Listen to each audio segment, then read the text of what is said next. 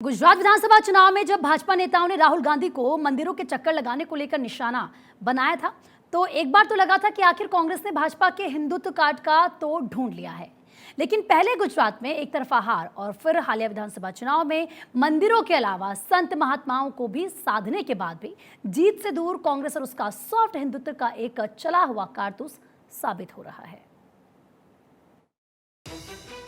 कांग्रेस ने ढर्रे पर चुनाव लड़ा। कांग्रेस मुख्यालय एआईसीसी ने भूपेश बघेल, अशोक गहलोत, कमलनाथ को चुनाव लड़ने का ठेका दिया।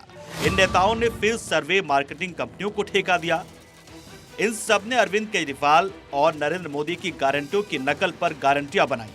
राहुल गांधी ने पिछड़ों की राजनीति, जाति जनगणना के एक जुमले से कांग्रेस की आत्मघाती नई आइडेंटिटी बनाई। यह आत्मविश्वास पाला कि इसके बूते कांग्रेस अकेले चुनाव जीत लेगी।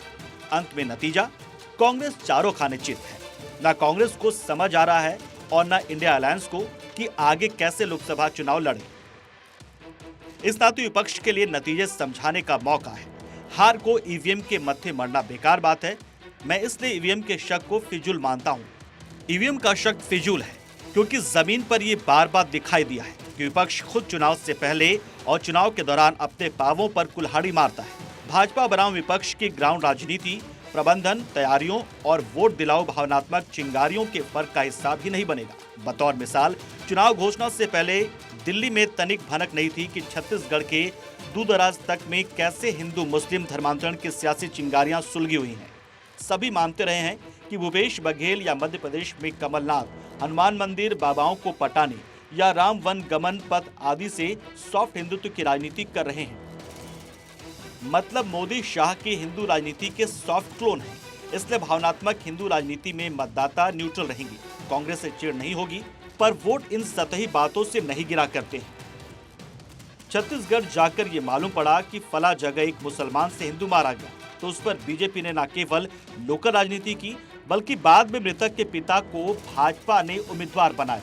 खुद अमित शाह ने मंच पर उसका हाथ खड़ा करके पूछा कि जिताओगे या नहीं। आपका वोट सिर्फ भाजपा सरकार नहीं बनाएगा। आपका एक वोट भाई भुवनेश्वर साहू को न्याय दिलाने का काम करेगा। ये तुष्टीकरण की राजनीति को सबक सिखाने का काम करेगा। आपका एक वोट भुवनेश्वर साहू को न्याय दिलाने का वोट। ऐसे ही बस्तर के आदिवासी इलाके में धर्मांतरण की आंचलिक चिंगारियों, राजधानी रायपुर में मुस्लिम मेयर के हवाले तुष्टीकरण की अंतर्धाराएं बनी हुई थी। इन बातों को प्रादेशिक या आंचलिक स्तर पर भांपने में न सर्वे एजेंसियां कामयाब हो सकती हैं और न दिल्ली के पत्रकार बूझ सकते हैं। केजरीवाल, अखिलेश, राहुल, ममता, नीतीश सब समझते हैं कि वे भाजपा को हराने का दम रखते हैं, जबकि इस बेसिक बात का किसी को ख्याल नहीं है कि मोदी, शाह और भाजपा का पूरा चुनाव मैनेजमेंट माइक्रो लेवल पर चुपचाप बनी उस भावनात्मक लहर पर होता है जिसका टॉप हमेशा मोदी की मेगा फिल्म के भव्य मंचन, अभिनय, श्रृंगारों और डायलॉग में चुपचाप पकती होती है। तभी धर्म और जातियां पूरे भक्ति भाव से भाजपा को वोट देती हैं। लोगों को ना तो महंगाई, बेरोजगारी पर ध्यान होता है और ना स्थानीय मसलों पर। यूं भी उत्तर भारत को लेकर ये मानना रहा है कि सत्ता परिवर्तन तभी होता है जब भ्रष्टाचार के खिलाफ लावा खतबदार पूरे करने वाली बीजेपी सरकार चाहिए। खुद नरेंद्र मोदी भ्रष्टाचार विरोधी खतबदाहट पर अच्छे दिनों का जुमला बनाकर प्रधानमंत्री बने। इसी की समझ में वे पहले दिन से विपक्ष को बेईमान करार दिए रहने का येन केन प्रकारेण नैरेटिव चलाए हुए हैं। इसके लिए ईडी और सीबीआई का उपयोग निसंकोच है। मतलब विपक्ष हिम्मत ना कर पाए, राहुल गांधी और विपक्ष किसी भी कीमत पर भ्रष्टाचार को लेकर जनता में बतौर क्रूसेडर ना उभरे।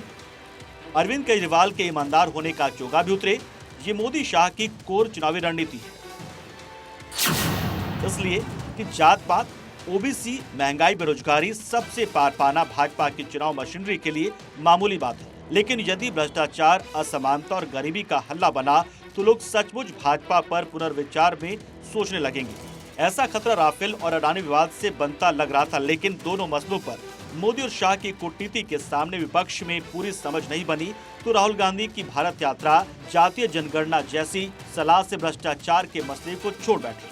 विपक्ष के बाकी नेताओं की मजबूरी ये है कि वे किसी न किसी बात के बतंगड़ में ईडी, सीबीआई से घिरे हुए हैं। बहरहाल विधानसभा चुनाव के सेमीफाइनल के बाद विपक्ष के लिए सोचने का मौका है कि ना तो किसी एक पार्टी के बूते भाजपा को हराना संभव है और ना बासी पुराने मुद्दे से चुनाव लड़ा जा सकता है।